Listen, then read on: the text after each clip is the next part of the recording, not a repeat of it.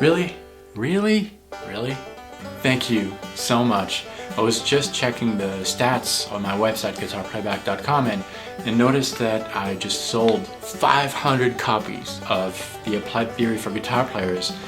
That pack seems to have helped a lot of you, and I'm so thankful because I put so much work to it, trying to organize my thoughts and trying to bring you a good understanding of what modes are and scales, and in a very practical way. And apparently it was worth the time that I spent, because you guys seem to like it and it seems to have helped a lot of you. If you're not familiar with that pack, check it out. It's on my website, guitarplayback.com. 8 videos that are going to take you in a very progressive way to a complete understanding of music theory, modes, scales, intervals, and to celebrate the 500th copy sold, I'm giving away the first part, the first section of that 8-section course. This first lesson is all about intervals, so grab a pen, grab a paper, grab your guitar. I hope you enjoy it. If you want the full pack, it's available on my website, guitarplayback.com. I know back then I had wacky hair and yeah. Hi, this is David Wallerman. Today we're going to talk about intervals. Intervals is a very important subject. It's going to be the key that is going to unlock all the future advanced concepts we'll be going through. You don't want to miss this lesson. It's not really hands-on, but it's really going to help you be closer to the sounds in your head and convey them to the audience. First, let's define what an interval is. An interval is simply the distance between 2 notes. So we're going to do a lot of measurements today. We're going to measure distance between 2 notes. In order to measure something, we need to have a starting point. The starting point in music is called the root. It's from that root, that note, that we're going to measure different intervals. So the root can change. The root can be anywhere on your fretboard, any string, any fret, and that's going to change. At the end of this lesson, you should be able to go to any given interval right away, on the spot, from any string, any fret. Let's get started by defining the widest interval we're going to deal with. Because a root has a given name, a note name, that means that after that root we're going to have a series of other notes. If our root is A, then we're going to continue A, B, C, D, E. Each one of these intervals are wider and wider. F, G, and after G we go back to A. There's another A played higher there. The distance between this A and this A, that's called an octave. That's the widest interval we're going to talk about. After the octave, the notes just repeat themselves over and over. Let's take, for example, the open string played on the 6th string. That's an E. So if I play that E note and keep going higher on the fretboard, eventually I'm going to meet another E, and that E is played on the 12th fret. So I have an E on the open string. 12 frets higher, I have another E.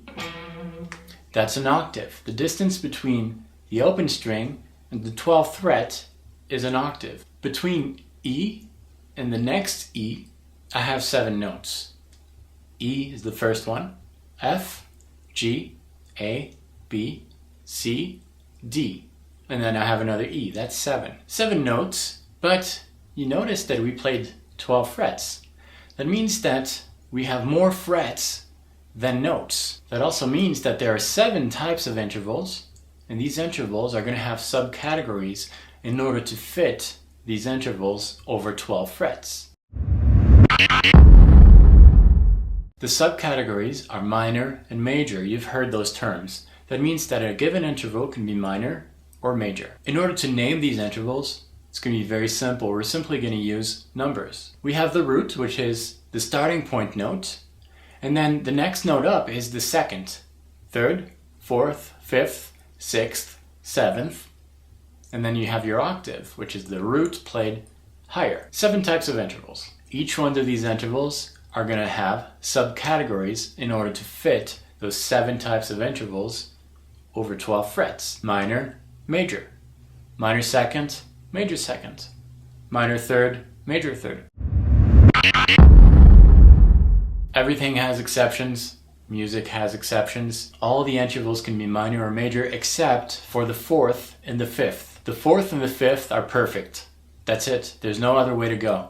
Those are perfect intervals. And you can remember that by looking at your diagram. From the root to the octave, the fourth and the fifth are right in the middle. The two middle intervals, fourth and fifth, are perfect.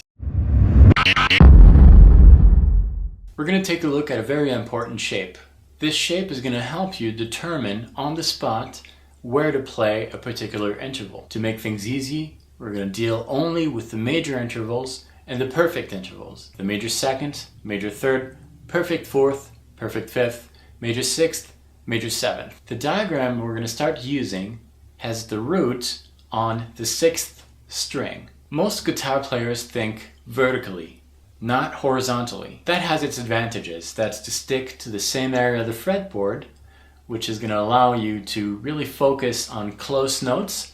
And when you're composing, when you're writing, when you want to play melodic, you don't want to have too much jumps. So you want to stay in the same area of the fretboard. The diagram uses 3 strings, from the sixth to the fourth string, and that covers a full octave. This diagram can be moved around depending on the root you're playing, but we're going to use roots on the sixth string only for now. Let's consider A as the root. We have an A on the 5th fret, 6th string. That's our root. And if you follow the diagram, one note after the other, you will have listed the root, the major second, the major third, the perfect fourth, the perfect fifth, the major sixth, the major seventh, and the octave. Spend time memorizing this diagram. It's going to be very handy later on when you want to find a given interval on the spot. As you're memorizing this, get in the habit of naming the different intervals that you encounter. Remember that any place you land is an interval, but that interval needs to be considered with the root. A note by itself is not an interval. An interval is the distance between two notes. So if you're landing on the 4th string, 6th fret, in this particular diagram, that's the major 7th of this note. Let's practice a little bit.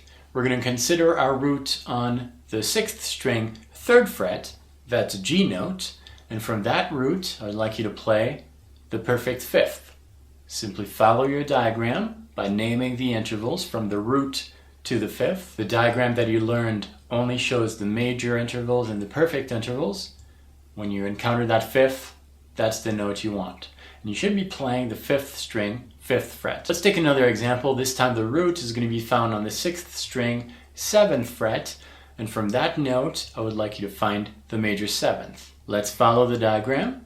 We're on the 6th string, 7th fret. That's the root. I'm going to go up the diagram until I reach the 7th note, which is the major 7th. Root, major 2nd, major 3rd, perfect 4th, perfect 5th, major 6th, major 7th. You should be playing the 4th string, 8th fret. Let's try another one. This time the root is found on the 6th string, 10th fret, and from that note, I'd like you to play the major 6th. Follow your diagram, name the intervals. You should be playing the 4th string, 9th fret. Once you're comfortable with major intervals and perfect intervals, we're going to move on to the minor intervals. Major, minor. I have a major problem, I have a big problem. I have a minor problem, I have a small problem.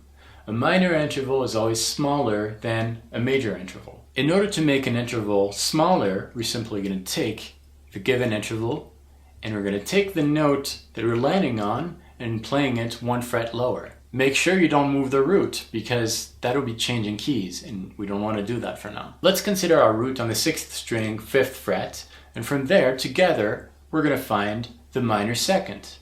We're going to use the diagram that we learned to find the major 2nd, which should be found on the 6th string, 7th fret. And it is. And we're going to make that interval smaller by moving the fret we landed on 1 fret lower. We are on the 7th fret. The minor 2nd is found 1 fret lower on the 6th fret. The distance between the note found on the 6th string, 5th fret and the note found on the 6th string, 6th fret is a minor 2nd. Now it's your turn. From the same root, 6th string, 5th fret, I'd like you to play a minor third. Follow the diagram that you memorized, find your major third, move that note 1 fret lower. You should be playing the 5th string, 3rd fret. Let's move the root to the 6th string, 7th fret, and now I'd like you to find the minor 7th. Follow your diagram. You should be landing on the 4th string, 7th fret. Let's try another one just for good measure. You're going to consider a root on the 6th string, 3rd fret, and this time I'd like you to play the minor 6th. Use your diagram, find the major 6th. Once you find that note, go 1 fret lower. You should be playing the 4th string, 1st fret. Make sure you review your major intervals, your minor intervals, and remember that the 2 middle intervals, the 4th and the 5th, are perfect. Notice that between the perfect 4th and the perfect 5th, there is a fret there right in the middle. We need to name that fret. And you know that we can't use minor for a 4th or a 5th. Those are perfect intervals. We're going to use different adjectives for the 4th and the 5th. And we're going to use the following words. We're going to use diminished, augmented. There are 3 types of 4ths and 3 types of 5ths we can find. There's the perfect 4th, the diminished 4th, the augmented 4th. Same for the 5th. The perfect 5th, the diminished 5th, the augmented 5th. Let's consider a perfect interval, 4th or 5th, it doesn't matter. If you want to diminish that interval, we're going to reduce the distance between these 2 notes by taking the note we landed on for the perfect interval and going 1 fret lower. That becomes a diminished interval. If you want to make this perfect interval augmented, you're going to take the note you landed on for that interval and move it 1 fret higher. That's going to make the interval augmented. Let's give it a try. We're going to consider our root on the 6th string, 5th fret. From there, we're going to use the diagram that we learned that listed the major intervals and the perfect intervals, and we're going to try to find the augmented 4th. First step is to find the perfect 4th. Let's follow the diagram that we learned. Root, major 2nd, major 3rd, perfect 4th. The perfect 4th is found on the 5th string, 5th fret. I'm going to augment that interval to have an augmented 4th. So I'm going to move that fret 1 fret higher, and you should be playing the 5th string, 6th fret. The distance between this root found on the 6th string, 5th fret, and this note found on the 5th string, 6th fret, is an augmented 4th. Let's now try to play a diminished 4th. Same deal. We're going to find the perfect 4th, which in this case was found on the 5th string, 5th fret. I want to make that perfect interval diminished. So I'm going to take the perfect interval, the note I'm landing on, moving it 1 fret lower. The perfect 4th was found on the 5th string, 5th fret. The diminished 4th is found on the 5th string, 4th fret. The distance between this note and this one is a diminished 4th. Notice the similarity between a diminished 4th and a major 3rd? The same exact notes. They sound exactly the same. We're just naming them differently. We'll name them according to the context we're playing with. We'll talk about this later. Just take note that some intervals are going to sound exactly the same, but they might have different names. Let's try a diminished 5th. From the same root found on the 6th string, 5th fret, I'd like you to play a diminished 5th. First step, find the perfect 5th, which is found on the 5th string, 7th fret, according to the diagram. And from there, we're going to make that perfect 5th diminished by moving the perfect 5th 1 fret lower. And we should be playing the 5th string, 6th fret. Notice that the augmented 4th and the diminished 5th sound exactly the same, look exactly the same. They're just called differently. By now, you should be able to play any given interval between a root and its octave with a root found on the 6th string. You might be tempted to use the same exact diagram starting on a different string. However, that's not going to work because of the way the guitar is tuned. If we look at our 6-string guitar, we're tuned in perfect 4ths. That means that between the 6th string and the 5th string, there's a perfect 4th. Same between the 5th string and 4th string. Same between the 4th and the 3rd. However, between 3rd string and the 2nd string, there's a major third. The interval between the third string and the second is different. That means that we're going to have to change our shape. The diagram we learned involved 3 strings. If our root was found on the 6th string, we would be using string 6, 5, 4. That means that any time the 3 strings that correspond to the root and its octave involve strings 2 and 3 together, the shape is going to change. Let's see if that happens with a root found on the 5th string. If the root is found on the 5th string, our shape is going to use strings 5, 4, and 3. That's great. That doesn't involve strings 2 and 3 together. Therefore, we can use the same exact shape that we learned. That means that you can find any given interval with a root found on the 5th string. If the root is found on the 4th string, that's going to involve strings 4, 3, and 2. Problem: we have strings 2 and 3 together involved, and as we just discussed, the tuning of these 2 strings is different from the other strings. That's why we're going to have to learn a new shape. Let's consider the root on the 4th string, 5th fret. The major second is found on the 4th string, 7th fret. The major third is found on the 3rd string, 4th fret. Perfect 4th, 3rd string, 5th fret. Perfect 5th, 3rd string, 7th fret. So far, nothing has changed, but now we're going to have to change slightly the diagram so that when we play the major 6th, we're going to not play it on the 4th fret, but on the 5th fret. That's where it changes. The major 6th is found on the 2nd string, 5th fret. Major 7th, 2nd string, 7th fret. And the octave is found on the 2nd string, 8th fret. This shape lists all the intervals found between a root and its octave, all the major and the perfect intervals. Let's practice that shape a little bit. Let's consider a root found on the 3rd fret of the 4th string. And from that root, I'd like you to play a perfect 5th. Follow the new shape until you reach that perfect 5th. You should be playing the 3rd string, 5th fret. Let's check. Here's the shape. Root, major 2nd, major 3rd, perfect 4th, perfect 5th. Let's now try to play a major 7th. This time, the root is going to be found on the 4th string, 5th fret. You're going to use your shape until you reach the major 7th.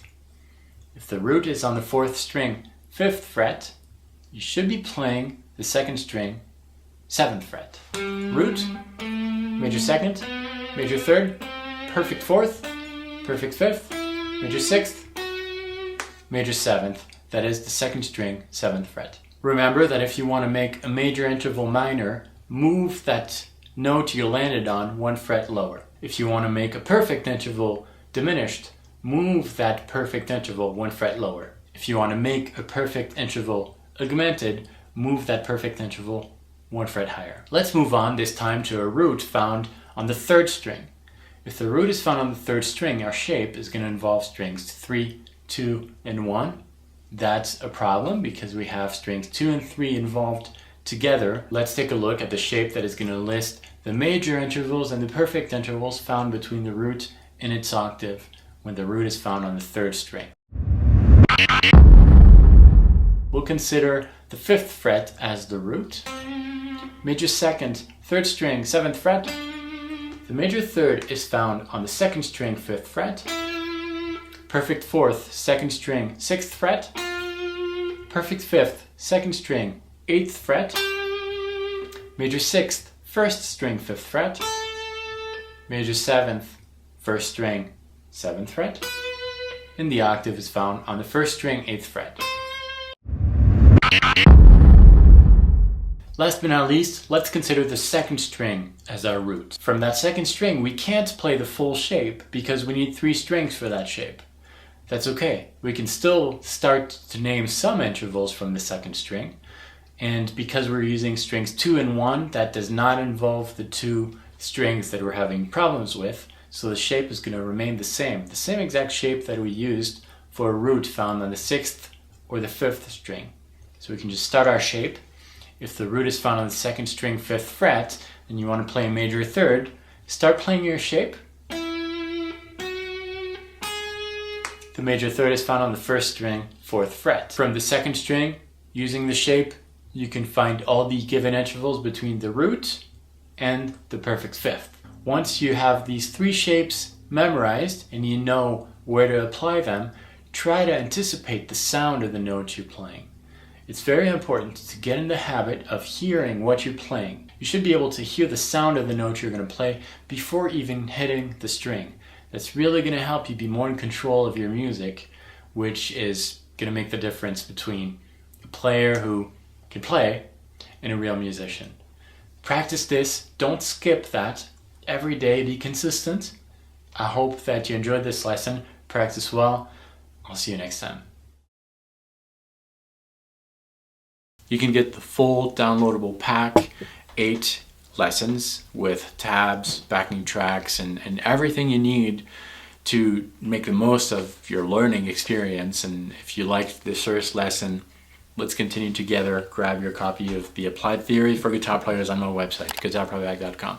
Have a great rest of your week, everyone. Enjoy learning. I'll see you next time. Salut.